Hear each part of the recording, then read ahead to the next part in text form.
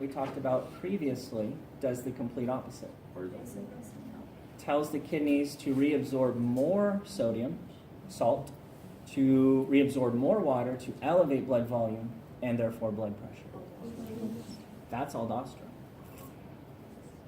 And then there's another hormone that works with aldosterone that tells the kidneys to reabsorb more water.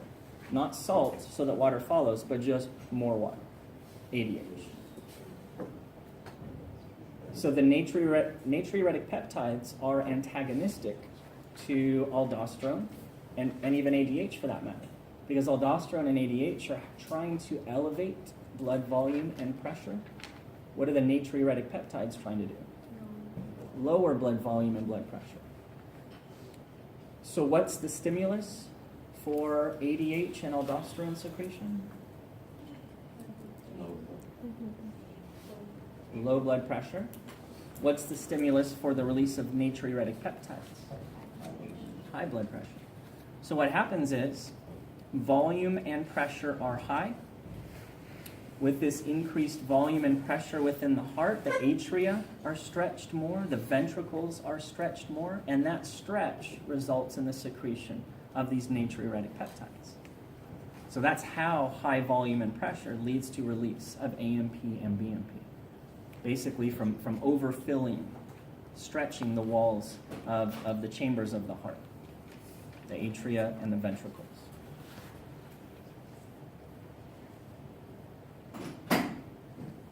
Skin, part of the diffuse endocrine system, produces a precursor, not an active hormone, but what's going to become an active hormone.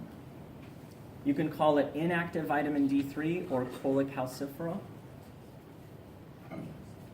Gets picked up by the liver, converted to intermediate forms, including calcidiol. That gets picked up by the kidneys, where the final steps take place to form calcitriol. And then notice it has a big arrow for calcitriol, targeting the small intestine, a little arrow for PTH, targeting the small intestine. And I mentioned this yesterday. Yes, they both target the SI, but calcitriol is much more important. And this is why we have to have calcitriol. We can live without calcitonin, but we really need calcitriol to make sure we're absorbing adequate calcium from our diet. PTH alone isn't good enough. Kidneys secrete EPO and calcitriol. EPO we'll cover in the very next chapter, starting Tuesday, chapter 17. Erythropoiesis is a fancy word for red blood cell formation, or erythrocyte formation. And the hormone that promotes erythropoiesis is called erythropoietin, EPO.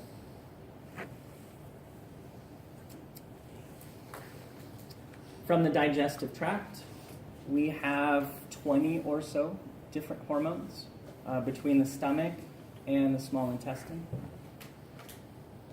3 examples: gastrin, secretin, CCK. So given the name, where does gastrin come from? Stomach.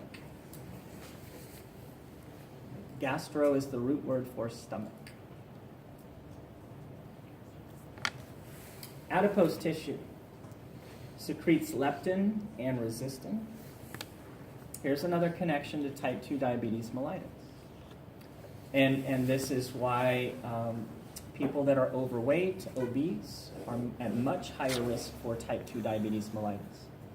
With all this excess adipose and adipocytes, they secrete a lot more resistin. So the more lipids that adipose stores, the more resistin it releases. Well, why is resistin called resistant? It causes insulin resistance. Don't know exactly how, maybe through downregulation, but it's making insulin's target cells less sensitive to insulin. So it promotes insulin resistance. So if you can lose some of this excess adipose and lower resistin levels, that in theory should help with the insulin resistance and help reverse it. Part of a much larger equation, because there's a lot of things going on. but that's an important part. Leptin. Leptin secretion also increases with the amount of stored nutrients in the form of triglycerides. So it's kind of your body's way of saying, I've got plenty of energy stored from what you have processed previously. You don't need to eat for a while, you're good. So it secretes this hormone that targets the hypothalamus, which is the regulator of appetite. And leptin tells the hypothalamus, we're good. And you feel content. Right? The opposite of hungry. You're good. Not full necessarily, but content. Once we figured this out, everyone's like, great, let's use leptin to control weight loss. Let's give people leptin, supplement, and trick their hypothalamus into thinking they're not hungry. Doesn't work, unfortunately. Didn't have very good results with that. Did anyone die? So there's got to be more to it in terms of controlling appetite than just leptin. Right? But it's a role player in appetite control. Is there oversecretion of that or undersecretion? Certainly there can be. I'm sure there is. Individual variation. Some people secrete more or less than others. But I don't think they've been able to correlate that, perfectly with body weight. So I don't think you can say that the people who tend to secrete more leptin are skinnier and people that tend to secrete less are bigger. I don't think they can make that connection.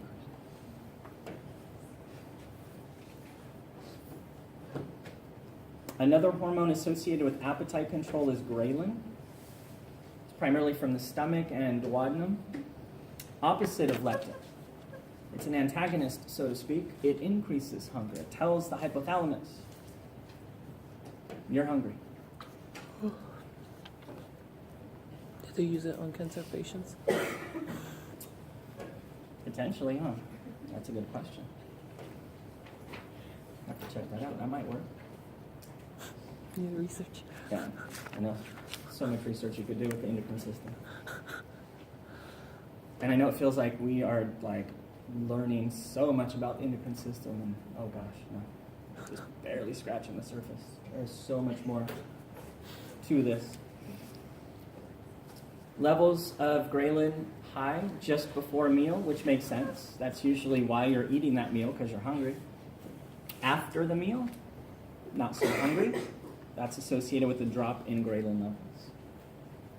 So if you remove the stomach and or the duodenum, you're removing a major source of ghrelin. And what, in theory, should happen if ghrelin levels are low? Not so hungry. Well, it turns out that appears to be part of why gastric bypass surgery is pretty successful. It's not just that you can't fit as much food in there. It seems to be a little more than that. And the fact that ghrelin levels are a lot lower. And you're not getting that stimulation of hunger from ghrelin. I was going to ask when you mentioned that something above that. But I heard that if you overeat, does it take away your sensory, for you to know when to stop? Because if you overeat, it'll make you sick, like you can't keep. So is something with the surgery taken away?